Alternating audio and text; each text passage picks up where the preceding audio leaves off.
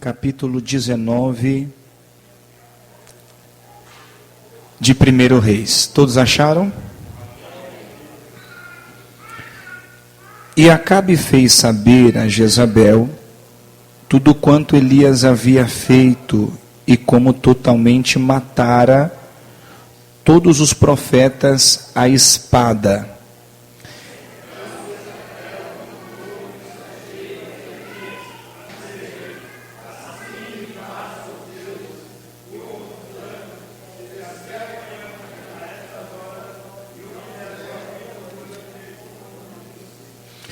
O que vendo ele se levantou e, para escapar com vida, fugiu.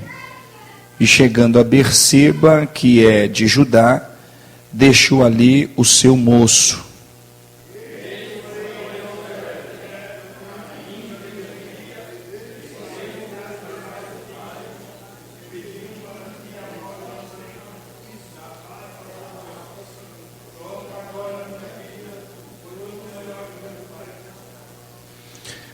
Deitou-se e dormiu debaixo do zimbro. Então um anjo o tocou e lhe disse: levanta-te e come.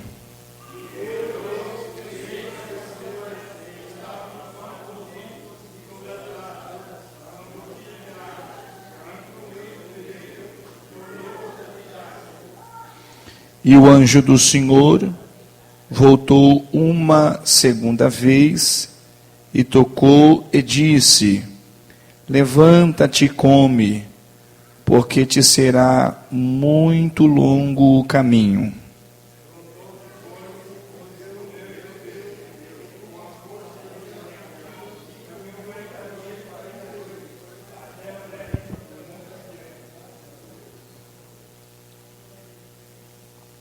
Os irmãos podem dar um glória a Deus por esta palavra. Meus amados irmãos, estamos todos nós diante de um texto muito conhecido. Por algumas vezes ouvimos alguém mencionar a respeito desta palavra.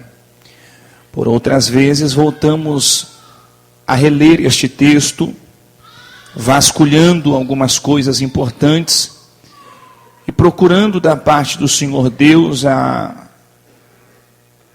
oportunidade e privilégio de receber do Teu Santo Espírito uma nova orientação ou revelação dentro desta palavra.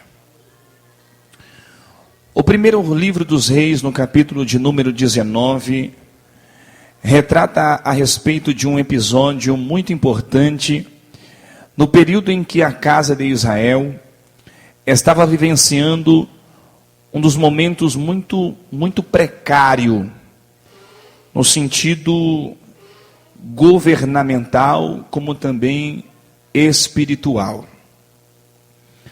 A casa de Israel vivenciava um período em que a apostasia e também o declínio espiritual e a ausência de Deus no meio do convívio social entre os filhos de Israel faria ou traria uma grande notoriedade, justamente pelo período em que Acabe governava sobre a nação de Israel e os seus feitos ou as suas práticas ou as suas obras fez com que a ira do Senhor Deus se acendesse contra a casa de Israel.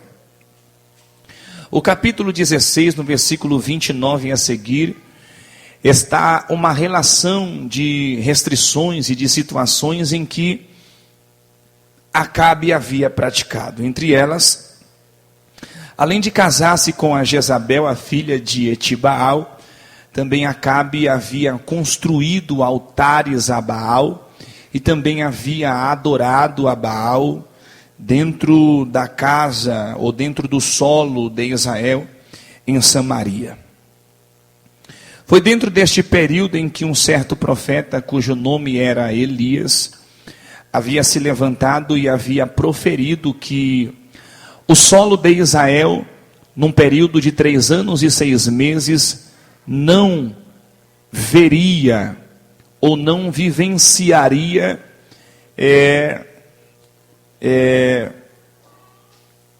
água num período extenso de 3 anos e 6 meses.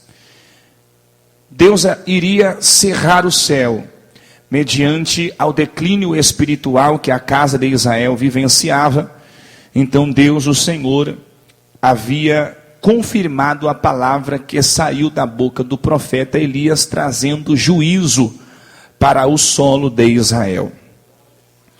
O segundo livro de Crônicas, no capítulo 7, o versículo de número 11 a seguir, fala justamente do período em que Deus, o Senhor, estava respondendo a oração de Salomão na tão famosa e conhecida inauguração do templo. Assim Salomão acabou a casa do Senhor, a casa do rei, e tudo quanto Salomão intentou fazer na casa do Senhor, na sua casa, prosperamente o efetuou. O Senhor apareceu de noite a Salomão e disse: ouvi a tua oração, escolhi para mim este lugar para a casa de sacrifício.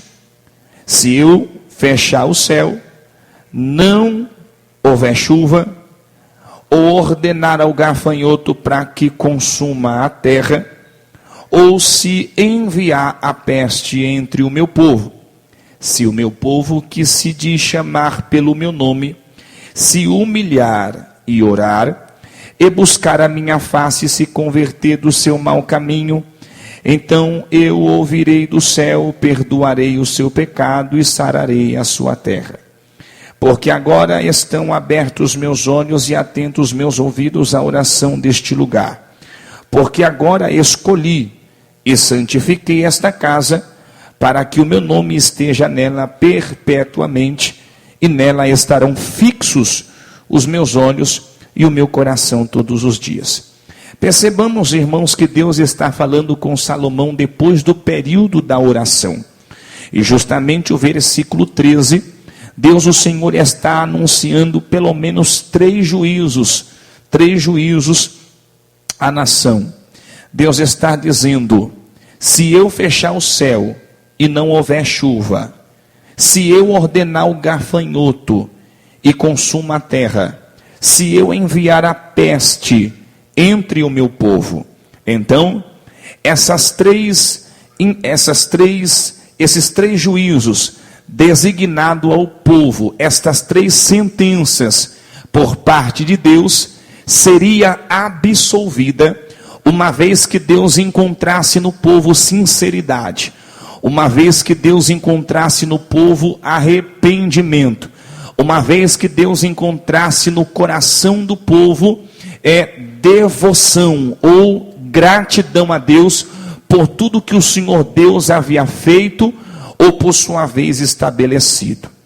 Percebamos, meus amados irmãos, um pouco mais à frente, exatamente no livro do profeta Joel, no capítulo de número 1, no livro do profeta Joel, no capítulo de número 1, Deus, o Senhor, ele faz menção de um exército que havia sido designado por ele mesmo.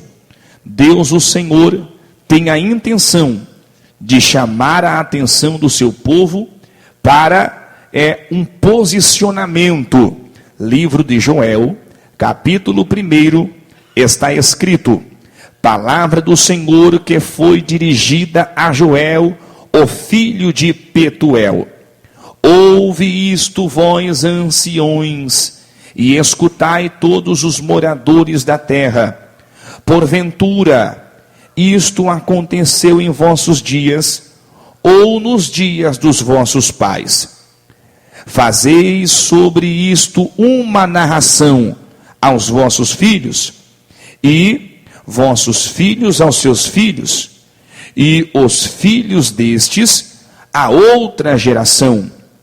O que ficou da largata, o gafanhoto comeu, e o que ficou do gafanhoto, a locusta comeu, e o que ficou da locusta o pulgão comeu. Despertai-vos, bêbados, e chorai. Gemei todos os que bebeis vinho, porque tirado é da vossa boca.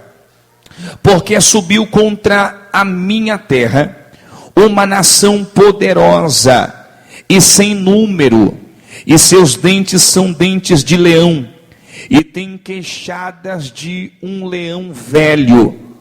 Fez da minha vide uma assolação, tirou a casa da minha figueira, despiu-a toda e lançou por terra, e seus brotinhos se embranqueceram.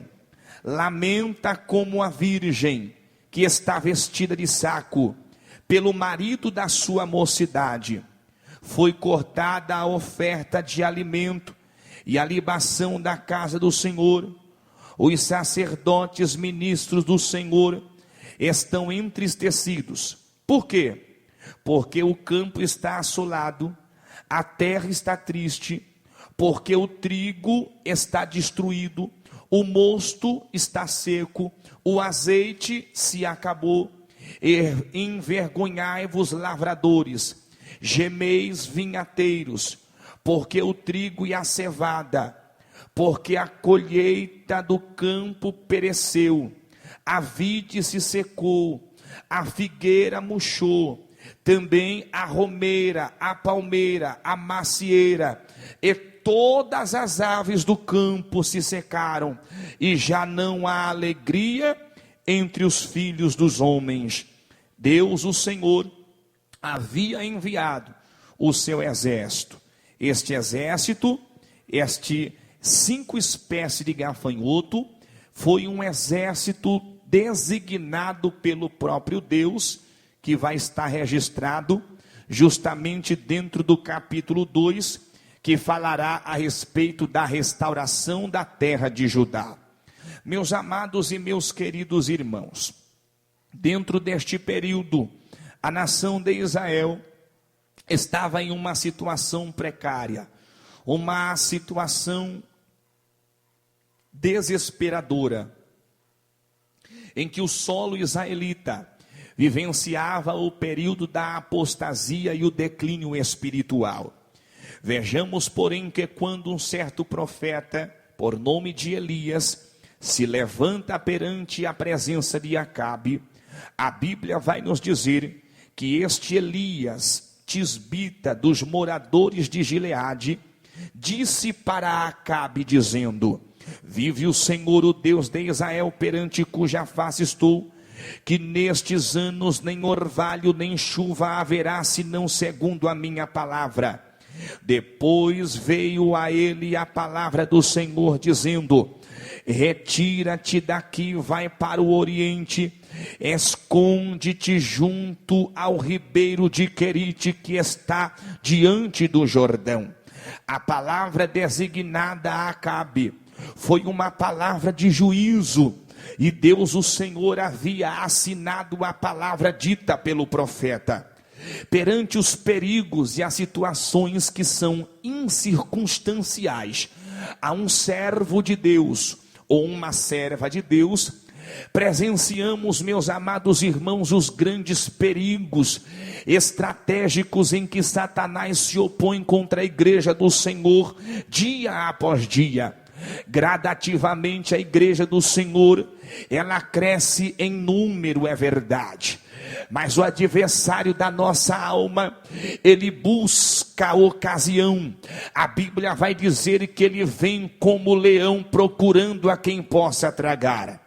Justamente dentro deste período, Deus, o Senhor, contempla uma geração no século presente, em que as pessoas crescem, ouvem a palavra de Deus e também simultaneamente prega, e por sua vez os perigos a serem propostos em concernente à jornada ministerial, aquilo que nos foi proposto ou a carreira que nos é proposta. Presenciamos, meus amados irmãos, que às vezes nós encaramos situações de grandes dificuldade. o declínio espiritual que toma conta das pessoas, o coração das pessoas e as suas mentes cauterizadas por conta das circunstâncias deste século presente. Presenciamos e percebemos que o tempo, meus amados irmãos, está corroendo a mente de muitos cristãos na nossa época, e presenciamos e percebemos que com isto as pessoas já não encaram os problemas ou os perigos. A falta de temor a Deus, ela cresce, ou quem sabe as pessoas se esquecem de que temos de ter temor por aquilo que o Senhor Deus havia de nos propor. É dentro deste período que quero vos aplicar, dizendo que Deus, o Senhor, percebe que a igreja do Senhor vivencia momentos catastróficos, é verdade. Mas no mesmo instante, a Bíblia vai nos dizer, meus amados irmãos, deste personagem tão importante neste episódio, nesta história, louvado seja o nome de Jesus, que ele havia proferido o juízo de Deus no solo israelita. Então Deus, o Senhor, tira ele da zona de perigo, leva ele para Sarepta, louvado seja o nome de Jesus, melhor dizendo, leva ele para Querite. A transliteração da palavra Querite quer dizer lugar de separação. Deus está separando o servo do Senhor, está guardando ele dos perigos, a zona de perigo, o livramento da parte de Deus a ser proposto. Deus tira ele de Querite e leva para Sarepta, que era de Sidom. Era um lugar, uma terra, louvado seja o nome de Jesus, uma terra natal de Jezabel. Lá em Sarepta Deus salva uma mulher, louvado seja o nome de Jesus. Lá dentro daquela terra Deus havia guardado, havia salvado uma mulher. Mas a Bíblia diz, irmãos, que agora este profeta, este homem de Deus, está passando um problema, uma crise, uma situação difícil. Justamente em 1 Reis, capítulo de número 19, a Bíblia nos diz, irmãos, que depois do grande conflito em cima do Monte Carmelo, Deus, o Senhor, havia honrado o profeta de tal forma, honrado o servo do Senhor, em que Deus, o Senhor, consumiu tudo que estava sobre o altar. Os 450 profetas de Baal e os 400 profetas da deusa Azerá foram mortos a fio da espada do profeta Elias. É dentro destes períodos, irmãos, que nós precisamos nos ater e nos posicionar em algumas preocupações importantes que eu gostaria de aplicar aos senhores aqui hoje. Parece, irmãos, que as coisas estão tão evidentes que nós não temos mais medo, ou perdemos o temor. Parece, irmãos, que as coisas estão tão claras, tão evidentes, que passamos a achar natural ou normal algumas coisas que possa nos levar à perdição e ao tormento eterno. No primeiro livro de Reis, no capítulo de número 19, o texto vai dizer: e Acabe fez saber a Jezabel tudo quanto Elias havia feito, é como totalmente matara todos os profetas à espada. Então Jezabel mandou um mensageiro a dizer a Elias: assim me faça os deuses e o que bem quiserem, se de certo amanhã às estas horas não puser a tua vida como a de um deles. Ameaça. Geralmente, meus amados irmãos, mediante ao que o Senhor Deus tem proposto para a sua igreja, os grandes homens e as grandes mulheres de Deus, que buscam o Senhor Deus com sinceridade, e propõe diante do altar de Deus a sua integridade, a sua lealdade perante a cruz de Cristo, ou perante os feitos de Jesus Cristo a favor da igreja, tá certo? A favor da salvação, a favor dos remidos do Senhor. É bem verdade, meus amados irmãos, que Satanás ele procura, ele está à espreita, procurando uma ocasião, uma oportunidade para tragar vivo os filhos de Deus sobre a face de toda a terra. Percebamos que se fôssemos falar algumas histórias importantes em concernente à pessoa do profeta Elias, certamente vasculharíamos muitas coisas importantes em que Deus, o Senhor, honrou este servo de Deus. Mas há momentos, há períodos na nossa vida em que a grande concentração demoníaca e satânica é fazer com que este homem ou com que esta mulher se perca ao longo da jornada ou da sua história ministerial ou cristã.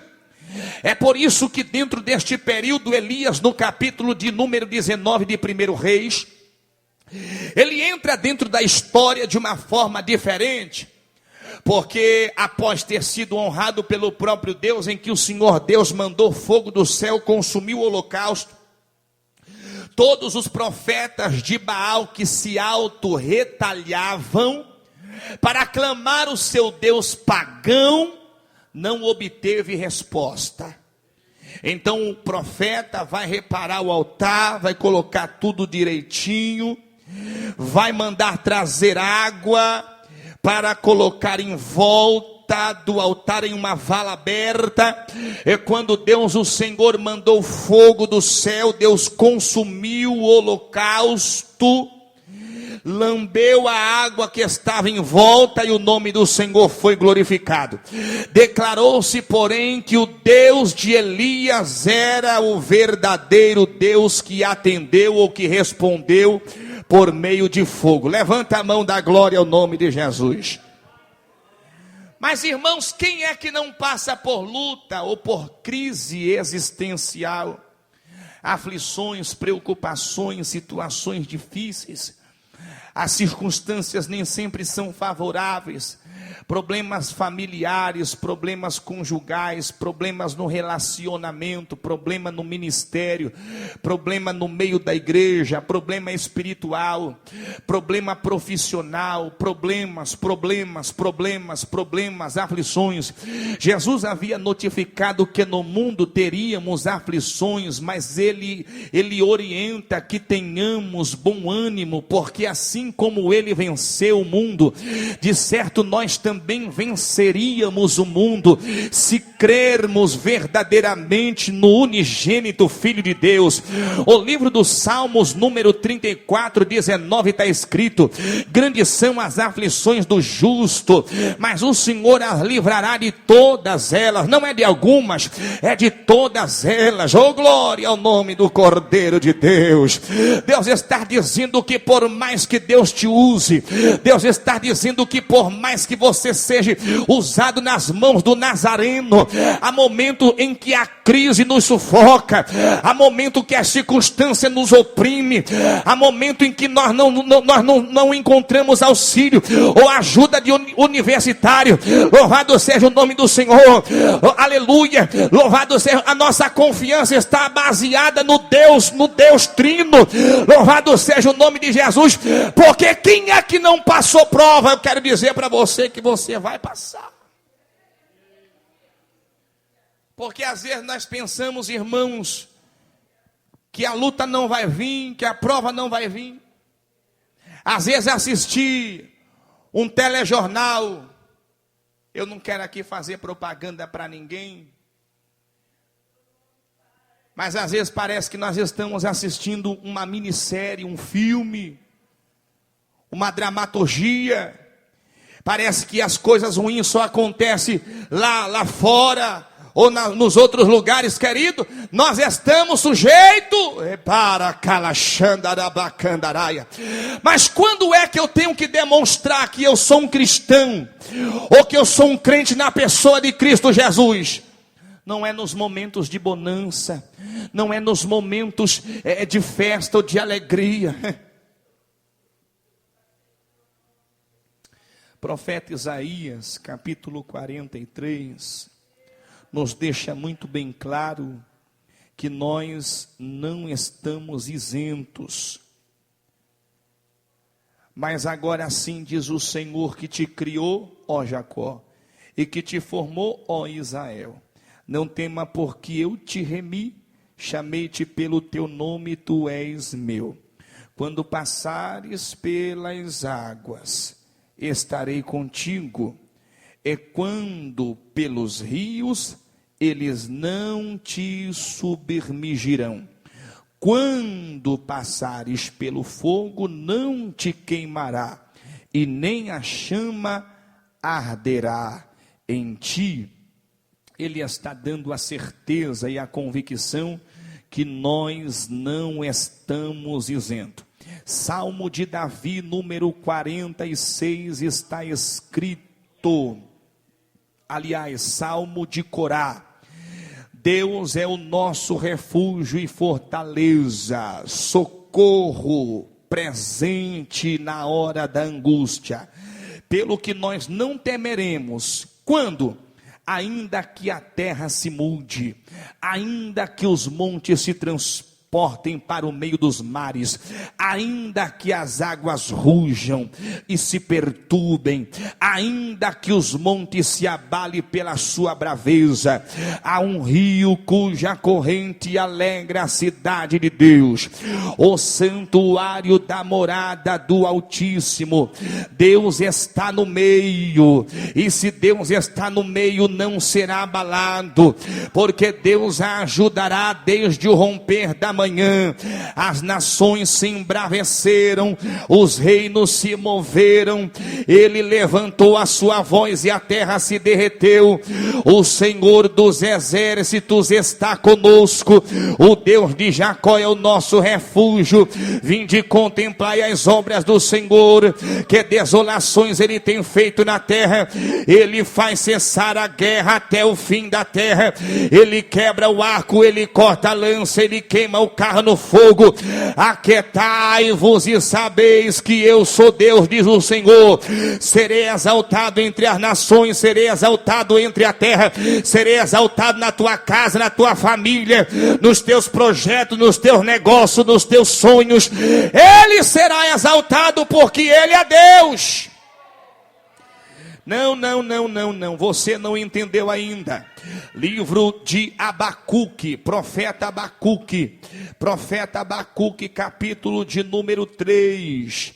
A certeza em concernente à confiabilidade em Deus nos períodos de aflição, de dificuldade. Oração do profeta Abacuque sobre Sigionote.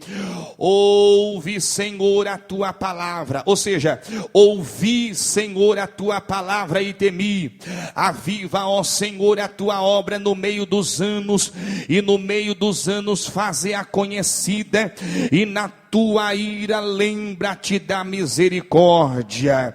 Lembra-te da misericórdia. Verso 17: porque ainda que a figueira não floresça, nem haja fruto na vide, nem ainda que decepcione o fruto da oliveira, e os campos não produzem mantimento, ainda que as ovelhas da malhada sejam arrebatadas, e nos currais não haja gado, todavia eu me alegrarei no Senhor, e exultarei no Deus da minha salvação. Jeová, o Senhor, é a minha força, o qual fez os meus pés como as das servas, e me fez andar em lugares altos.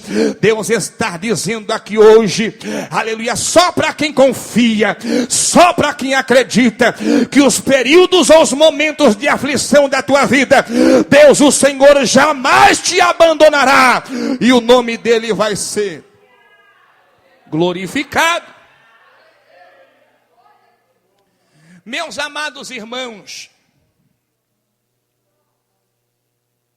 às vezes parece que os momentos difíceis não virão, mas virá. Eu não sei qual é, mas virá.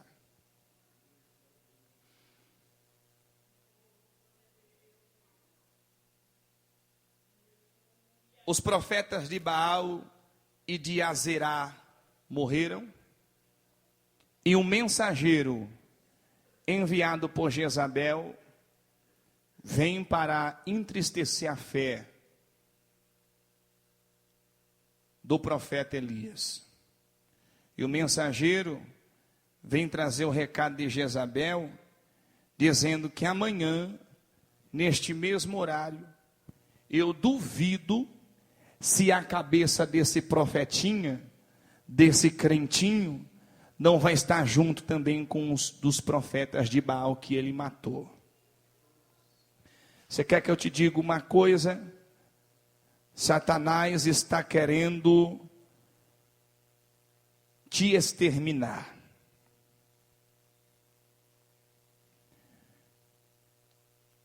O diminutivo inconcernente à sua fé na pessoa de Jesus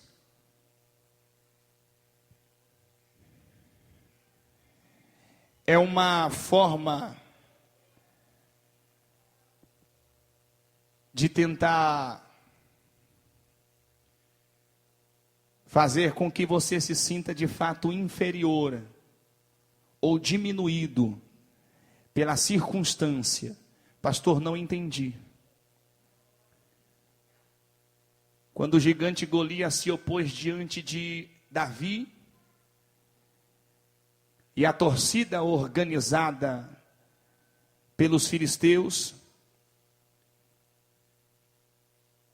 de um lado e de outro lado, a nação de Israel, presenciava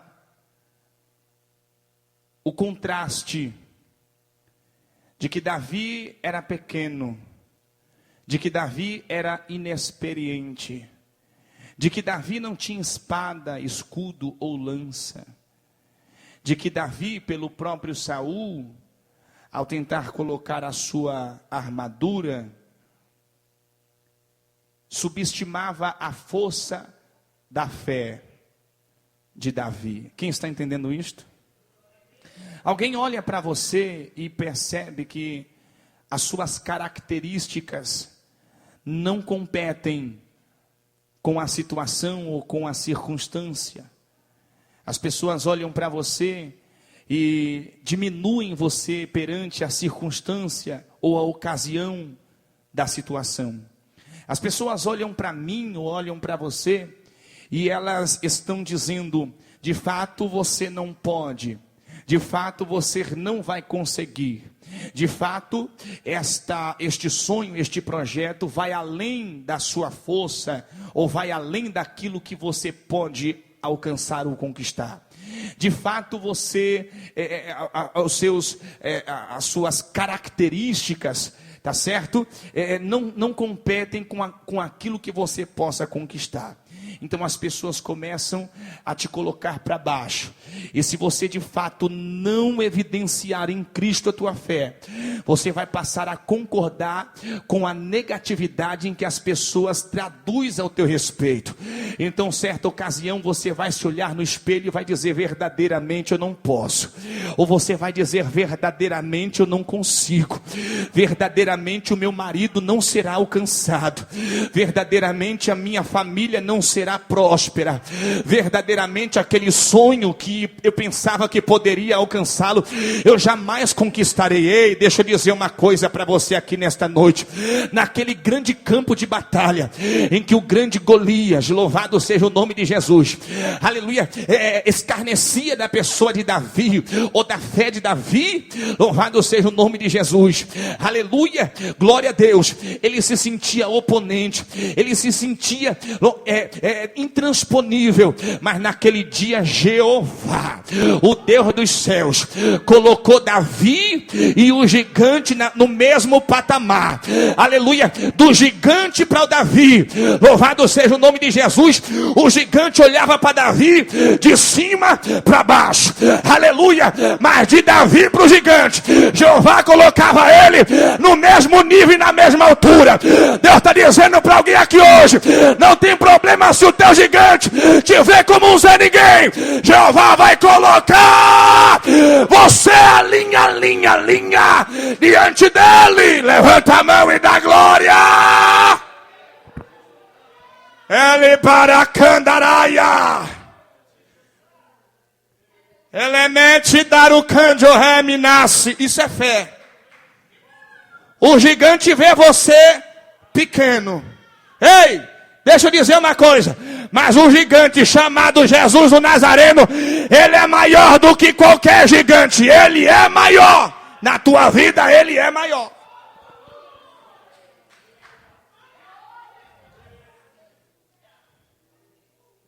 Davi disse, rapaz, você vem para cima de mim com espada, lança e escudo. E eu vou para cima no nome do Senhor dos Exércitos. Eu vou porque a minha fé é intransponível. Quem está entendendo esta palavra? Quem está entendendo esta palavra? Você pode estar passando a crise que for, o momento pode estar difícil para você, mas Jesus está dizendo aqui hoje, calma, eu vou colocar o negócio, aleluia, no mesmo patamar, e na tua vida o meu nome vai ser glorificado. Eu sou a pedra de esquina, em que os edificadores rejeitaram, e foi a pedra que fundou na testa do gigante, Jesus Cristo Nazareno, ele vai lhe abençoar. Eu sinto ele aqui, irmão. Vamos terminar. As ameaças virão. É verdade. Josafá foi ameaçado. O que Josafá faz? Vai orar. Porque na hora em que o negócio está muito difícil, e você olha para a tua volta e não encontra uma porta de escape, não encontra a saída, a tua saída é a oração. Jesus é a saída. Pode estar escuro do jeito que for, Jesus sempre será uma luz no fim do túnel. Oh glória! Aleluia! Pode estar difícil do jeito que for, Jesus sempre será o teu ajudador, o teu amigo Jesus. Quando as pessoas te trazem palavras de pessimismo, ou palavras de negatividade ao teu respeito, ou a tua família, Jesus sempre é uma palavra positiva, Jesus sempre é uma palavra amiga, Jesus sempre é uma palavra de vitória, Jesus sempre é uma palavra de restituição, Jesus sempre é uma palavra, aleluia, de ânimo, Jesus é sempre uma palavra de vida, aonde foi declarado morte, Jesus ele é a ressurreição e Jesus é a vida. Jesus está dizendo, aquele que crê em mim, ainda que morto esteja, viverá. Teu sonho para as pessoas pode estar morto, mas para Jesus está vivo. Os teus projetos para as pessoas podem estar mortos, mas para Jesus está vivo. Você crê nisso? Elias foi ameaçado. E Elias, após receber a ameaça, Elias ele revela a sua humanidade. Você quer que eu diga uma coisa importante para você? Não há credencial, não há posição eclesiástica que possa blindar qualquer pessoa de qualquer situação de decepção, ou de frustração, ou de tristeza. Ou quando muitas das vezes pensar em parar ou desistir. Elias revela a sua humanidade. Porque aqui ele está dizendo para Deus, já basta. A primeira, não foi a primeira ameaça, porque ele já tinha sido ameaçado em outra circunstância.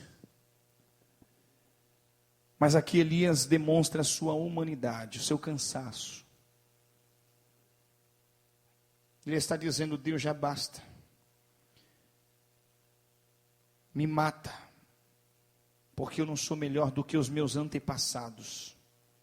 Ele deita debaixo de um zimbro, e Deus leva o alimento necessário, o alimento diário.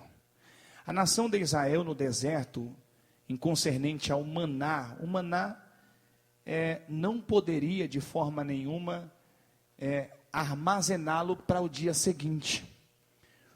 Porque o alimento diário, o alimento de hoje,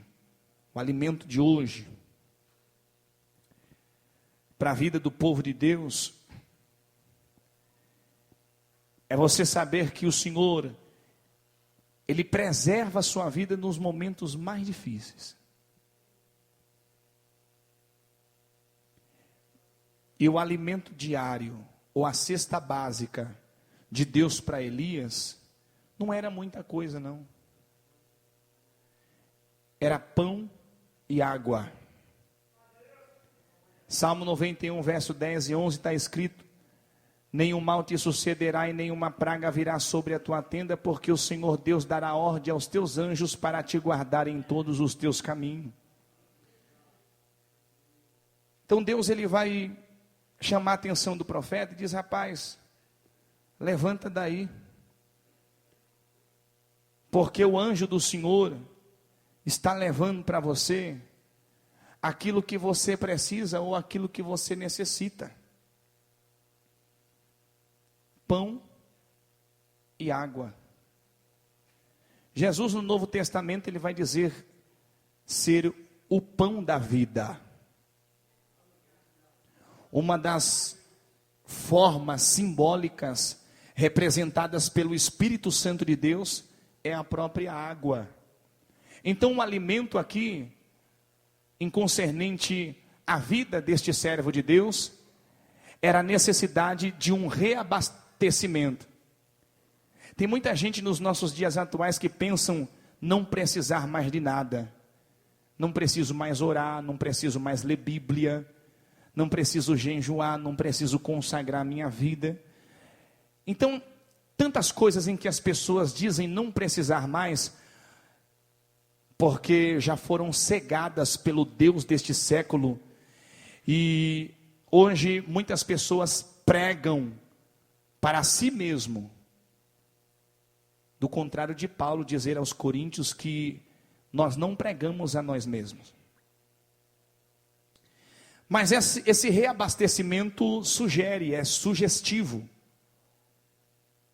que nem sempre você vai estar bem, nem sempre você vai estar às vezes com a fé tão boa, ou tão alta, eu não sei como definir a fé, ou tão grande. Às vezes é preciso parar, às vezes é preciso meditar, ter um período de reflexão. O que está à sua volta, que está te cegando a ponto de você não perceber os perigos que estão, pouco a pouco, te levando para longe de Deus? O que faz você pensar ser intransponível? O seu poder eclesiástico, aquisitivo ou social, seja ele qual for, te pensar ser, olha a vida ilusória, ou ilusionista, ou ilusionismo. Você não faz parte da turma da Liga da Justiça. Você não é nenhum super-herói. Você também tem as mesmas paixões que esses irmãos aqui da Bíblia.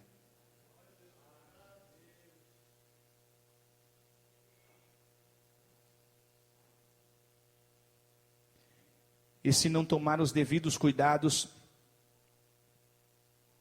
os perigos à volta, eles podem te tragar, te cegar, te levar embora. A falta de reabastecimento da igreja no nosso século presente é que faz que muitas pessoas hoje rejeitam um culto de oração, rejeitam um culto de consagração, rejeitam uma orientação bíblica, uma doutrina, um ensinamento da palavra. Essas rejeições em que as pessoas dizem: eu não preciso disso. Para que isso na igreja? Para que tanta oração, tanto jejum, tanta coisa, tanto ensinamento? Chega num período da tua vida, da tua jornada com Cristo, em que você se sente vazio, se sente só, nada te preenche. Sabe por quê? O teu celeiro espiritual precisa de um reabastecimento. Quem está entendendo esta palavra? Pare um pouco, medite um pouco, faça uma retrospectiva, coloque as coisas no lugar. Não perca a tua atenção, porque o propósito de Deus para a tua vida é grande, a chamada é grande, o projeto é grande, a obra de Deus é grande, e o que Deus quer é que você preste atenção que está à tua volta.